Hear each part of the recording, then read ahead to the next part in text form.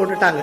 உடனே புயல் அடங்க அவங்களும் தப்பிச்சு போயிட்டாங்க. சில வருடங்கள் கழித்து ஒரு நாள் வடமலையப்ப பிள்ளை என்னும் முருகனடியார் கனவில் செந்திலாண்டவர் தோன்றி தான் கடலில் இருப்பதாகவும் அது இருக்கும் இடத்தில் ஒரு எலுமிச்சம் பழம் மிதக்கும் என்றும் அதற்கு நேர் மேலே ஒரு கருடம் வட்டமிடும் என்றும் சொல்ல மறுநாள் காலை அவர் உள்ளூர் ஆட்களோடு படகில் சாமி சொன்ன இடத்துக்கு போய் அந்த அடையாளங்களை எல்லாம் கண்டு கடலில் குதித்து தேட செந்திலாண்டவர் அருளால் உற்சவர்கள் திரும்ப கிடைத்தன.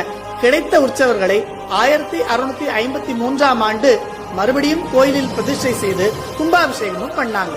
இன்றைக்கும் ஷண்முகர் மற்றும் நடராஜர் உற்சவ திருமேனிகளில் உப்பு தண்ணீர் அரிச்ச தடங்களை நம்மால பார்க்க முடியும். எவ்வளவு கருணை கடல் நம்ம செந்திலாண்டவர் நமக்கெல்லாம் அருள் பண்றதுக்காக உப்பு கடலில் இருந்து மறுபடியும் அதே சன்னதியில் வந்து காத்து கொண்டிருக்கிறார். இந்த மாசி திருவிழாவில் நாம எல்லாரும் திருச்செந்தூருக்கு போய் அவரை தரிசனம் பண்ணி அவரை மனதார வழிபட்டு அவருடைய அருளால் எல்லா நலன்களையும் பெறுவோம். வாங்க.